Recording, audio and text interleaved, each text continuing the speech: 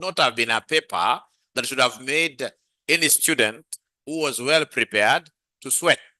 No, it was a straightforward paper.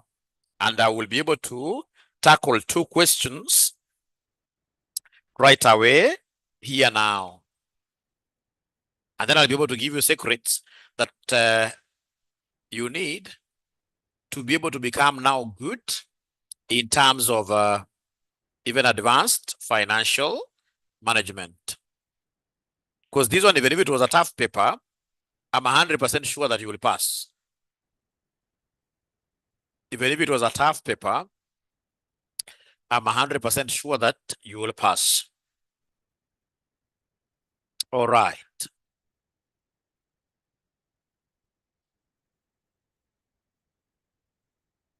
Great. So then I start with August 2025, question number 4. August 2025, question number 4. So August 2025, question number 4B. Question number 4B. Question number 4B. I read the question. It is here. I read the question. So you're told, Mara Limited is a company quoted at the Securities Exchange and is experiencing a period of rapid growth. Due to this, a momentous growth of 15% per annum is anticipated during the next 5 years. Thereafter, a normal growth rate of 5% per annum is expected indefinitely. The shareholders of the company requires a rate of return of 10% per annum on their investments. During the previous year, the company paid a 4 per share as dividends. Now, ladies and gentlemen, if I got this kind of a question, then what will I do? First of all, the examiner has guided me. He's telling me that during the last year, the dividend that was paid is 4. So our existing dividend that we know of as at today, what we call D0, in this case here is 4. So this is what was paid by the end of last year. It is our existing dividend. So this is what we call our today's dividend. Our dividend at time 0 is 4. Then they are telling us that for the next 5 years, they expect this dividend to grow by 15%. So then because I want future dividends, yeah, not historical dividends, I will come here and make time, and then now I have my dividends here. Yeah, so time from time 1. Remember, to value a share, to value a business, we look at the future cash flows that we shall receive. We don't look at what has already been paid. What has been paid is X, is past. So the DO is past. I can't use the past to value my future. Yeah, so in this case here, we start from time 1, henceforth. So we have here time 1, time 2, time 3, time 4, time 5, and then you have heard of what year? You have heard of infinity. So then we have been told that for the next 5 years, each year, we expect this existing dividend to grow by 15%. So it means that here it will be 4 times 1 plus R. R is 15%. So it will be 4 times 1.15. Can somebody give me this answer? 4 times 1.15. I want to know the dividend payable at the end of year 1. Dividend payable at the end of year 1. Please help me out because I don't have a calculator. I will really be dependent on what you guys give me. I will be depending on what you guys give me. So I'm being told that this is 4.6 by Jane. Thank you so much. So I'm being told that this is 4.6. Then we go to year number 2. So year number 2 it will be 4.6 times this 1.15. It will be 4. So I'll take this figure, let it grow by another year. Yeah, so please give me like 3 decimal places. Give me like 3 decimal places, and then I'll be able to give you a secret. What you need to do to be able to pass this paper on the very first round. On the very first round. I don't want us to go round 2. I don't want us to go round 2. RCM students shall always pass these papers one term, not 2 term.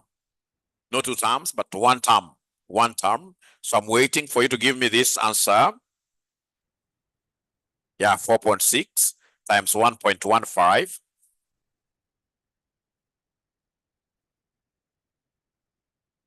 So Emily is giving me 5.29.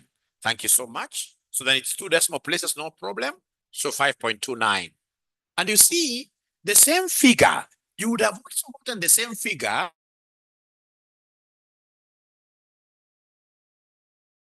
raised to power 2 because of year 2.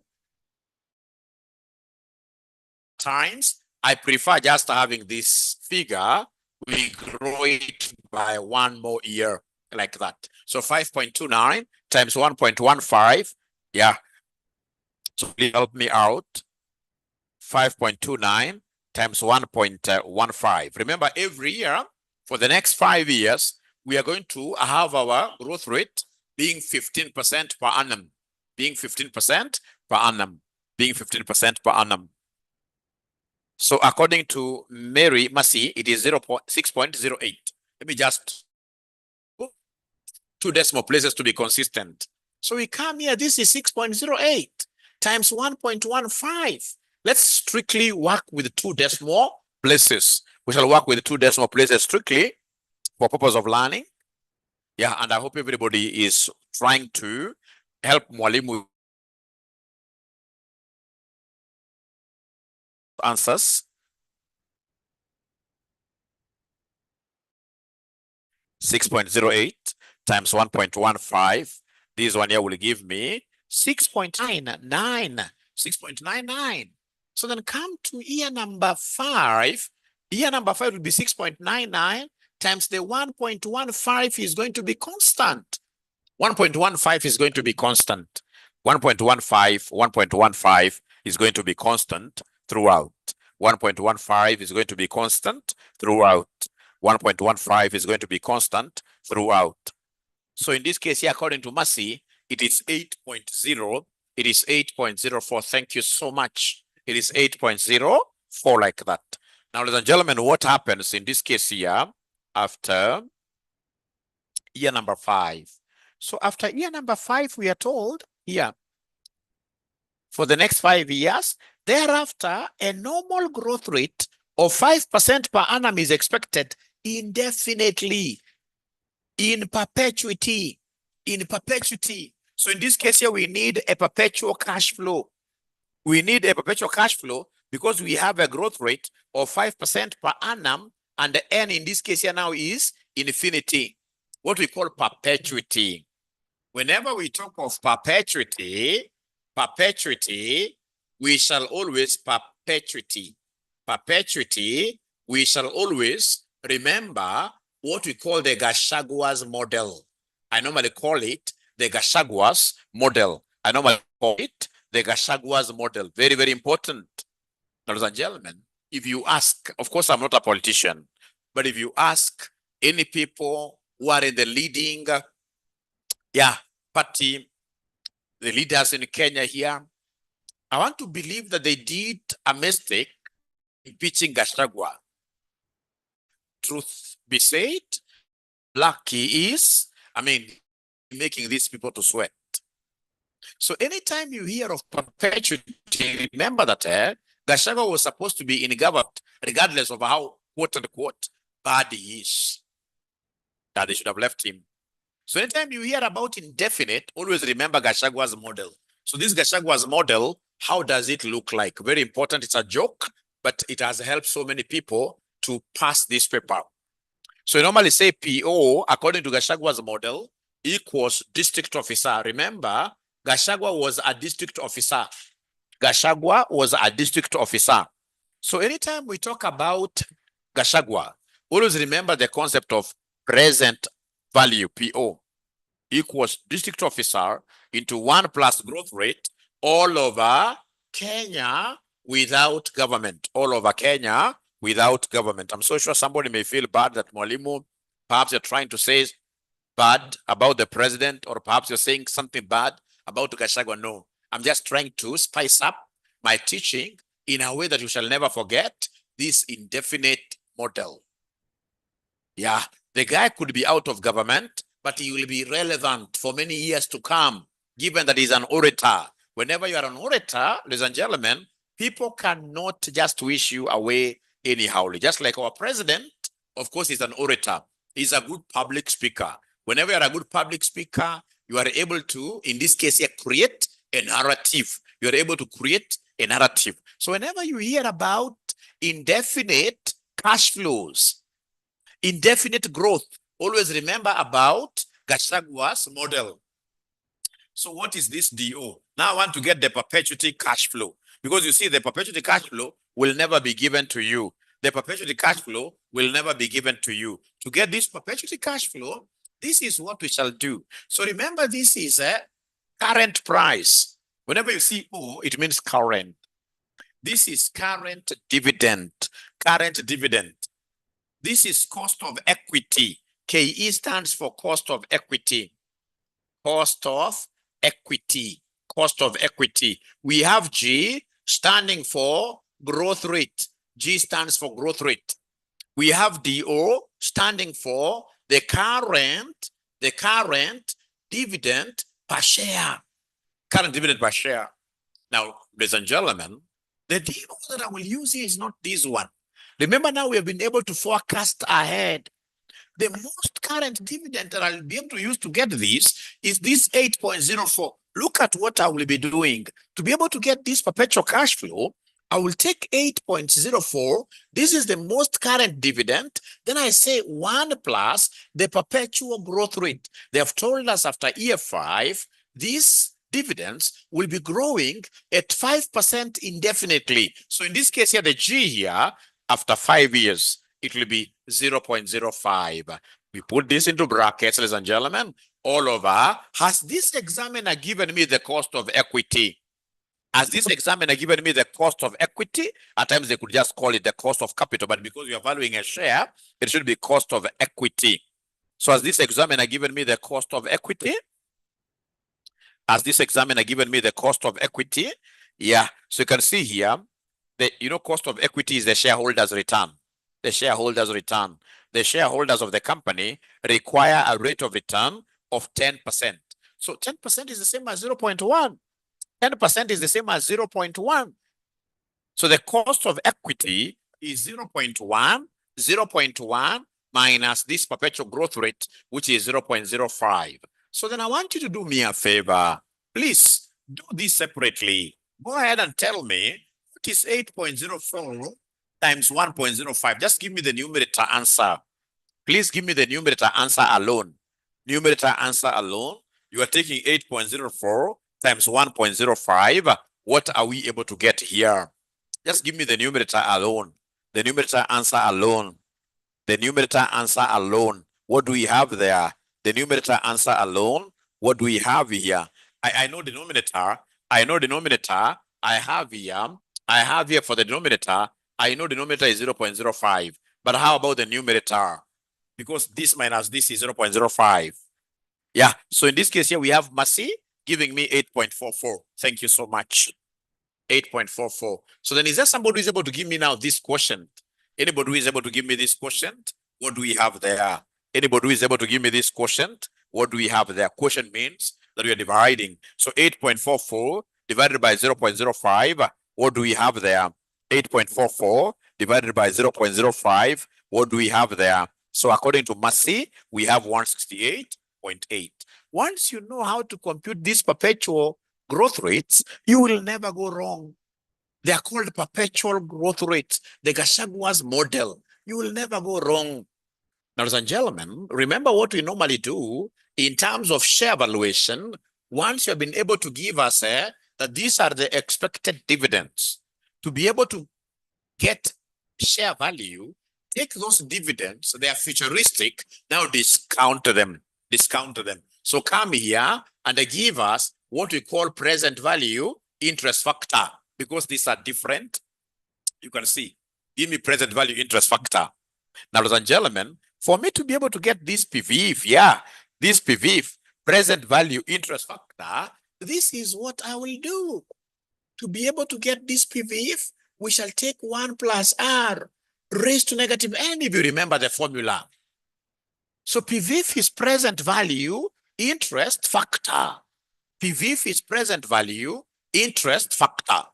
To get this PVIF, we take 1 plus R raised to negative n. What is this R? R is the required return. The required return. In this case here, we are doing share valuation. Whenever we're doing share valuation, the required return will be the return to the shareholders, will be the return to the shareholders. The return to the shareholders, they have told us, is 10%. So then this one here will be 1.1 raised to negative n. So it will be, so it will be 1.1 raised to negative 1 because n is time. So this one here will be 1.1 raised to negative 2, 1.1 raised to negative 3, 1.1 raised to negative 4, 1.1 raised to negative 5. So first of all, give me these figures, which either before you look at these computations, you can also decide to read those figures from your tables.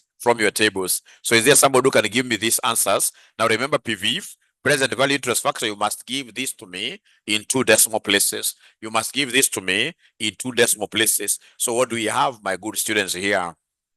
What do we have, my good students here? PVIF. Where did I get 1.1 from? Remember, our R is 10%. Our required return is 10%, which is the same as 0.1. Therefore, 1 plus R is the same as 1 plus 0.1, which will end up giving us 1.1, which will end up giving us 1.1. Yeah, so remember PVIF, ladies and gentlemen, present value interest factors, the discount factors must always be rounded off to 4 decimal places, always. You can round other numbers into 2 decimal places, but PVIF must always be in terms of 4 decimal places. So what do we have there, my good students? I think it should be something like 0.9091. 0.9091, the first one. Yeah, because there must be 4 decimal places. Is there somebody who is able to see the 0.9091? Please help me because I'm almost finishing. How about 1.1 raised to minus 2? Help me. Please help me. I would want to finish. And those students who haven't yet joined RCM College, you don't know what you're missing. RCM College is the premier college. Whenever it comes to CPA training, CIFA training, there is no college which can, in this case here, rival with us. We are way ahead. That's our number. So 0.8264. So 0.8264, yeah. 0.8264, yeah. Then 1.1 raised to minus 3. 1.1 raised to minus 3 will end up giving us a what figure? 1.1 raised to minus 3 will end up giving us 0.7513, 0.7513, and then we have 1.1 raised to minus 4, 1.1 raised to minus 4, 1.1 raised to minus 4. That will end up giving us a what figure? According to Massey, it is 0.68. 0.6813. 0.6830. And then now we have the very last one, which is 1.5 raised to negative 5. So I know you know how to raise. I know you know how to raise. 1.1 raised to negative 5. 1.1 raised to negative 5. I'm being given by Massey there, 0.6209. 0.6209. Now listen and listen to me very well.